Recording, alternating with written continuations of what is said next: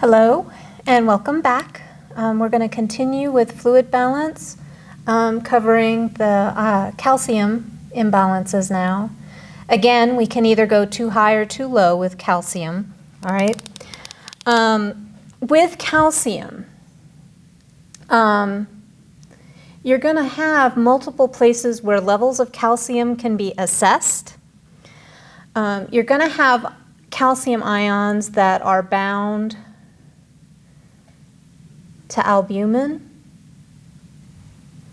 in one of the proteins in the blood. You can also have ions bound to other organic compounds. Typically, citrate is going to be one, okay? And then you're going to have ionized free calcium. And I go over these because the one that's clinically relevant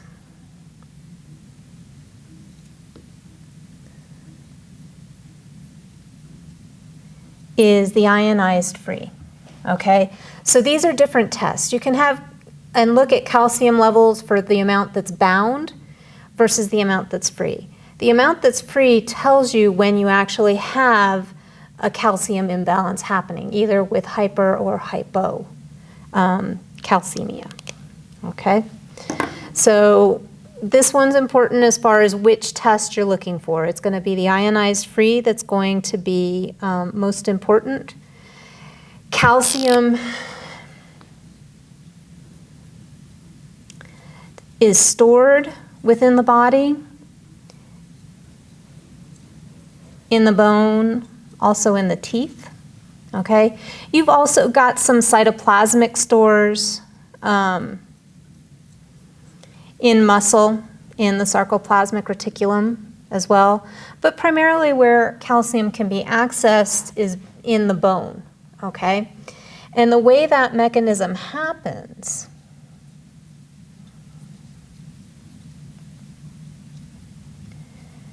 is going to be regulated by the parathyroid gland, okay? The thyroid gland is one of the endocrine glands. It's located in the neck, okay? And it controls a number of different things within the body. Embedded within the thyroid are the parathyroid glands, okay? The parathyroid glands are going to release parathyroid hormone, and that is going to be what regulates calcium, all right? Years and years ago, this is we're talking like 50, 60 years ago. Now, they used to remove the thyroid gland for individuals who had thyroid cancer. Some people would recover and be okay. Some people would recover and about a month after having surgery would just suddenly die. It turns out what happens, they were, in addition to moving the thyroid tissue, they were moving the parathyroid tissue as well. If all of the parathyroid tissue is removed, that results in severe calcium imbalances the body can no longer regulate. That's what resulted in the sudden death, okay? So now what they do, they take that parathyroid gland, after they've taken out the thyroid, they mince it up and they inject it into the sternocleidomastoid muscle so that it still functions there. Okay, but this is an example of why regulation of ions and electrolytes are important in the body. Okay, so when you take away that regulation, bad things like death happen. Okay, now with calcemia,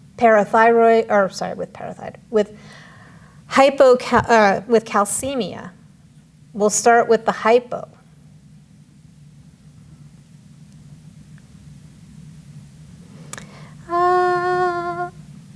We can spell calcemia. There we go. So we're talking about low levels of calcium in this case. All right. And there can be a number of reasons that this happens as far as the etiology. Diet can be one. If the individual isn't taking in enough calcium in their diet, that can result in low calcium levels, all right? Especially if they already have osteoporosis and have low bone density, they don't have the stores necessarily to go to, okay? But other things that can happen or that can be associated with hypocalcemia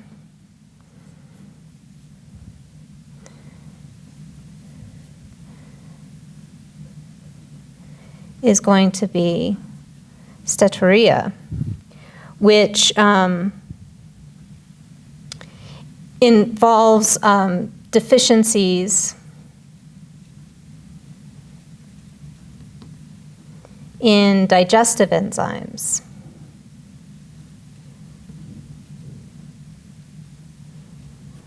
Either associated with the pancreas or in the intestine. So essentially what happens is the calcium that's being taken in isn't being able to be recovered by the body, okay?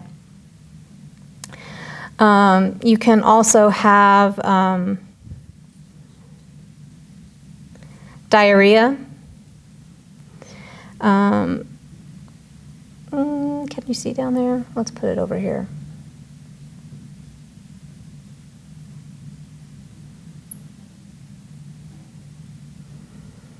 Hypoparathyroid disease. So again, if the parathyroid gland stops functioning or decreases in function, that is going to impact how calcium is modulated within the body. And if you have another ion imbalance, if you have excess phosphate, that can also lead to hypocalcemia, all right? And with hypocalcemia, clinically, because there's a lack of calcium, most of your clinical manifestations are going to be muscular or neuromuscular, okay? There are two tests that can be used for hypocalcemia. With hypocalcemia, there's the, I want to make sure I spell it right, Trousseau's sign, where a blood pressure cuff is put on an arm to restrict blood flow. And what that does is the person will involuntarily start to have some contractions that are not normal, and you'll see kind of a dipping of the hand like that, okay? So it's a cramping or a twitching. This one is a cramping. The other one is more of a twitching, and this one is Russian, as far as the name, because it was named after the person who determined the sign. This one is done by tapping on the facial nerve, and what you end up getting is a twitch in the cheek and the face from the tap, okay? So the checks-off sign and the Trousseau sign are used clinically to confirm hypocalcemia, all right? This becomes important because when we're talking about disrupting calcium, the neuromuscular issues, muscle weakness, fatigue, those are tough for the individual to deal with. But because calcium is also part of the cardiac contraction, cardiac problems are also a part of low blood calcium, okay? And I still didn't spell this right, so I have to fix that. That's CE, okay? Hypocalcemia, all right? So that's low.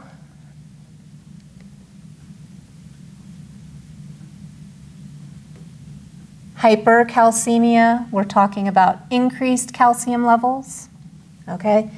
Again, because it's calcium and because calcium's involved with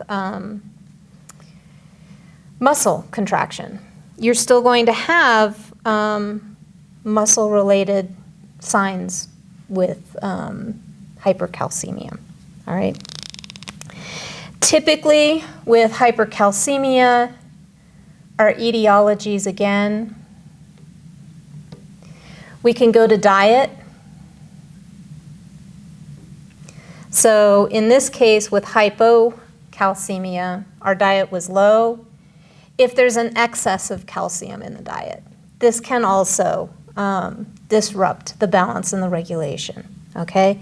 Now, typically if you take a calcium supplement, that's just going to be stored into the bone. The body will shift it using parathyroid hormone to bring the calcium storage into the bone. You know, in that case, parathyroid levels will be low. When parathyroid levels are high, that's going to start mobilizing calcium out of the bone, okay? Like we had hypoparathyroid disease, if you have a hyperparathyroid disease. That's going to alter calcium levels, okay? Hyperparathyroidism can be associated with cancers or tumors. I know this because I had a dog, he was a husky mix, who was really, really restless. Took him to the vet. She did the ionized free calcium test on him, and he had hyperparathyroidism, okay? Turns out he did have a parathyroid gland tumor, which in dogs is rare. It's also rare in humans, but that is the result of the hypercalcemia, okay? In that case, it's the cancer. Some bone cancers can also do this, again, because you're looking at being the location of where that calcium is stored. Some leukemias also can, okay? So hypercalcemia tends to be associated more with a cancer etiology as compared to hypocalcemia, which tends to either be loss of calcium through the digestive system or decreases in the diet, okay? There are other ways that that can happen, all right? But if excretion of calcium is interfered with kidney issues, that can also be a reason for increased calcium levels in the blood, okay? So in this case, what we have is with our clinical manifestations. You know, in my case, I told you my dog got really restless, and that can be some of it. Some of it can be neurological, because you've also got in maybe disrupting signaling within the nervous system. You've also got muscular manifestations. Now in this case, we're talking about typically a decrease in excitability.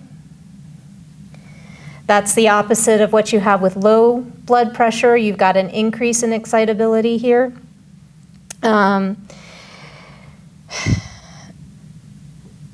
Gastrointestinal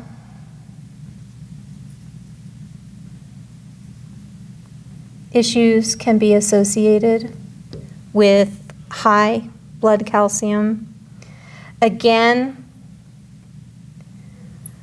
like hypocalcemia, because we're talking about modifying calcium, which is important in muscle contraction, the muscle that you want to keep contracting is going to be the heart, okay?